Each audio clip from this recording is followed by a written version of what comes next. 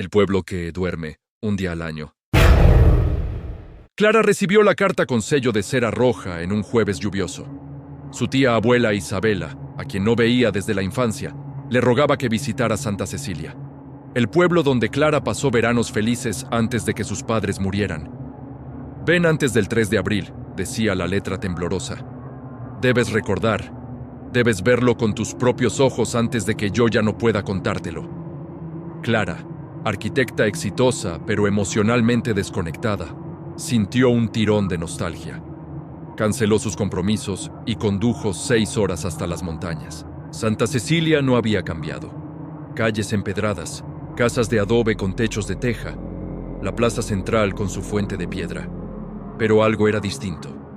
Una quietud antinatural flotaba en el aire. Su tía Isabela, ahora frágil como un pájaro, la recibió con lágrimas. «Gracias a Dios que llegaste a tiempo. Mañana es el 4 de abril». Clara no entendió la urgencia. «¿Qué pasa el 4 de abril?» Isabela la miró con una tristeza infinita. «Mañana el pueblo duerme, y tú debes quedarte despierta. Es tu herencia, Clara, ver la verdad de dónde vienes». Desde temprano, los aldeanos realizaron rituales meticulosos. No era la preparación para una fiesta, sino para algo solemne. Cerraban postigos con clavos de madera, pintaban símbolos con tiza en las puertas, dejaban tazas de té de manzanilla en los umbrales. A las 3 de la tarde, todos comenzaron a despedirse con una calma inquietante.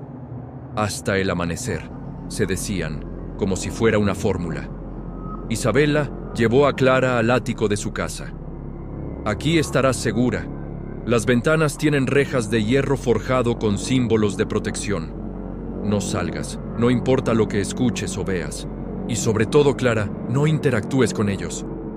Antes de que Clara pudiera preguntar ¿con quién?, Isabela bebió una poción oscura de un frasco y se acostó en su cama.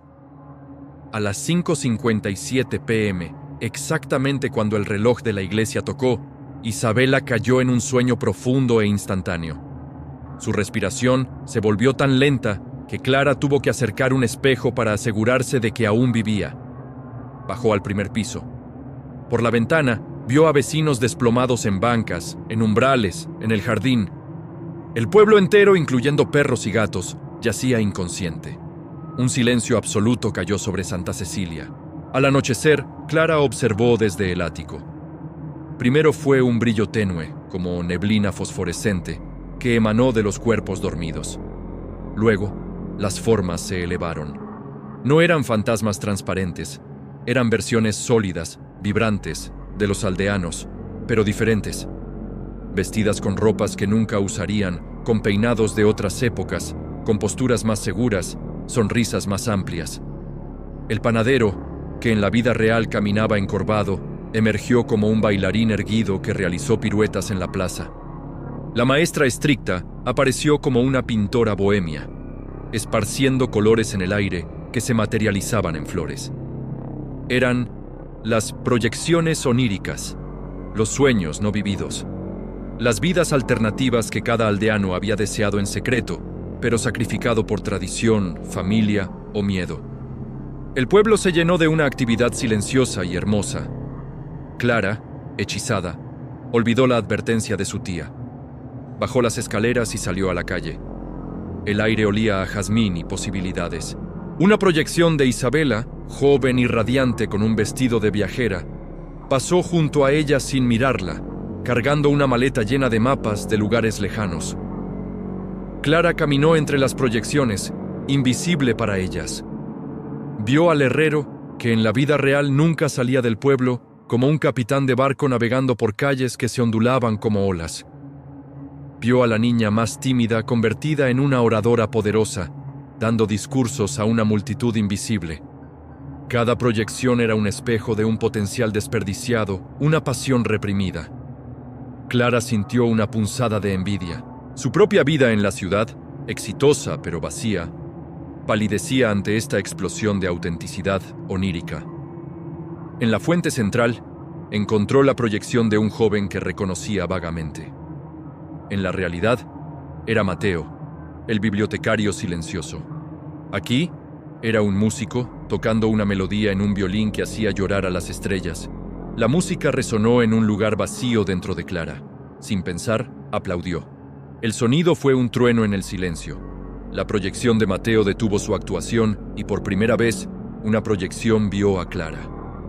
Sus ojos, llenos de tristeza y anhelo, se clavaron en los de ella. Sonrió, un gesto de gratitud terrible. Clara sintió como si algo se desprendiera de su pecho y fluyera hacia la proyección. Al instante, la proyección de Mateo el músico ganó densidad, color, una realidad casi tangible. Pero Clara sintió un vacío repentino, como si le hubieran extraído un recuerdo feliz. Miró hacia la casa donde el Mateo real dormía. Una luz tenue se apagó en la ventana de su habitación.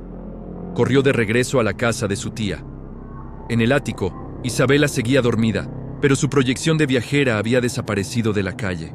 Al amanecer, cuando el primer rayo de sol tocó el campanario, las proyecciones se desvanecieron como humo. Los aldeanos comenzaron a despertar, bostezando, estirándose, como tras un sueño normal. Pero Clara notó cambios sutiles. El panadero que había bailado cojeaba más. La maestra tenía los ojos sin su brillo habitual. Y Mateo el bibliotecario despertó con los ojos vacíos. Caminó hasta la biblioteca, abrió un libro y simplemente se quedó mirando la misma página durante horas, sin parpadear. Había perdido algo esencial, el sueño que le daba propósito, el anhelo secreto que lo hacía soportar su vida monótona. Clara había robado su sueño no vivido al interactuar con él. Isabela despertó débil. Lo hiciste, ¿verdad? Interactuaste. Clara, temblorosa, asintió. ¿Qué le he hecho a Mateo? Isabela suspiró, el peso de los años en sus hombros. Le robaste su sueño de alma. No es un sueño cualquiera. Es la versión más pura de lo que podrían haber sido. Al reconocerlo, al validarlo con tu atención, lo separaste de él. Ahora él vivirá su vida real como un cascarón, cumpliendo funciones sin pasión. Y tú ahora llevarás ese sueño como una carga, un anhelo que no es tuyo, pero que habita en ti. Clara sintió una melodía de violín constantemente en el fondo de su mente, una nostalgia por una vida que nunca fue suya. ¿Por qué? ¿Por qué existe este día? Isabela la llevó al sótano, donde un árbol genealógico enorme cubría la pared. Nuestros ancestros hicieron un pacto, un día de sueño colectivo para liberar los deseos reprimidos y evitar que el pueblo estallara en locura o revolución. Pero el pacto tiene reglas. Los forasteros no deben interactuar. Si lo hacen, se convierten en guardianes del sueño robado y deben quedarse para equilibrar la energía. Tú debes dormir el próximo 4 de abril, Clara, o el sueño que robaste consumirá a Mateo por completo. Clara tenía dos opciones, ambas terribles. Quedarse y dormir el próximo año, posiblemente para siempre, convirtiéndose en otra aldeana atrapada en el ciclo.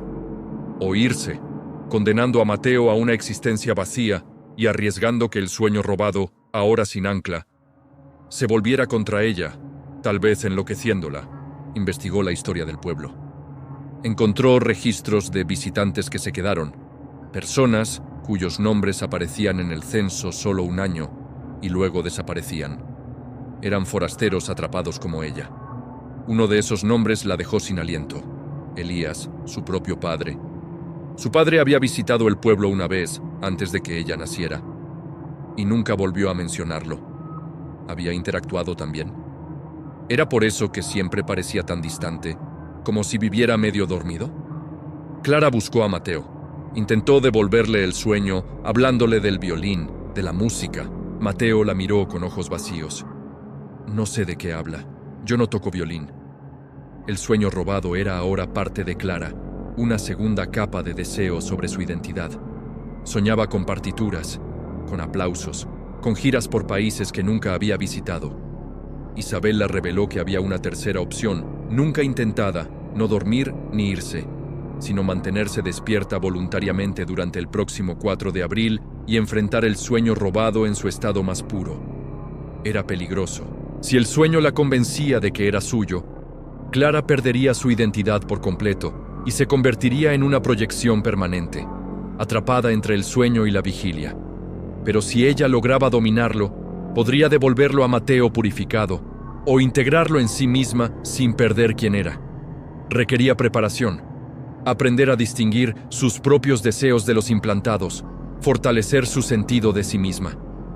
Clara pasó los siguientes meses en Santa Cecilia, ayudando en la biblioteca, junto a Mateo, el vacío, sintiendo el sueño del violín crecer dentro de ella como una planta parásita. A veces, sus dedos se movían solos, como tocando cuerdas invisibles. Otras, odiaba la música que nunca había amado.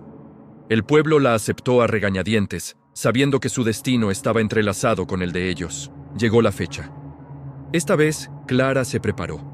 Se encerró en el ático, pero no para esconderse. Para meditar, para aferrarse a sus propios recuerdos. Su primer diseño arquitectónico, el olor del café de su oficina, el sonido del tráfico de la ciudad. Los aldeanos cayeron dormidos, las proyecciones emergieron, y el sueño robado de Mateo se materializó con fuerza redoblada, no como una proyección separada, sino como una versión de la propia Clara vestida de concertista, con un violín en mano. «Esta soy yo», decía la Clara onírica, «la que debería ser, libre, expresiva, viva. Déjame entrar. Olvida los planos, los contratos, el hormigón». La batalla fue interna, silenciosa y brutal. La Clara real veía cómo su vida, con todo su estrés y vacío, palidecía ante la pasión radiante de la Clara músico. Pero recordó a su padre, Elías, y comprendió. Él había elegido irse, llevando un sueño robado, y eso había envenenado su vida y tal vez su matrimonio. Ella no cometería el mismo error. Clara no rechazó al sueño. Lo abrazó, pero en sus propios términos. «No seré tú», le dijo a su proyección, «pero te daré un hogar». En lugar de dejar que el sueño la poseyera, usó su disciplina de arquitecta para diseñar un espacio interno para él. Creó en su mente una sala de conciertos donde el sueño podría existir, ser escuchado, sin gobernar su vida. La proyección del violín se desvaneció, transformándose en una melodía que se integró al ritmo de su propio corazón. Al amanecer, exhausta pero íntegra, Clara fue a la biblioteca. Mateo despertó, y por primera vez en meses había un destello de curiosidad en sus ojos. «Soñé que alguien tocaba un violín por mí», murmuró. El sueño no había vuelto a él completo, pero le había devuelto la chispa del anhelo. Clara decidió quedarse, no como prisionera, sino como puente. Usaría su habilidad para ayudar a otros aldeanos a integrar sus sueños, no solo liberarlos un día al año. Propuso un nuevo pacto. En lugar de un día de proyecciones peligrosas, talleres donde explorar esos sueños de manera segura. Santa Cecilia ya no sería el pueblo que duerme un día al año. Sería el pueblo que despierta un poco más cada día. Y Clara, con el eco de un violín en su alma y los planos de una nueva vida en sus manos, por fin entendió la herencia que su tía le había querido dar. No una maldición, sino la responsabilidad de construir puentes entre los sueños y la realidad. El primer puente lo construyó hacia Mateo, enseñándole las notas que ya resonaban dentro de ambos. Gracias por ver. Si les gustó, dejen un me gusta y un comentario. Hasta la próxima. Adiós.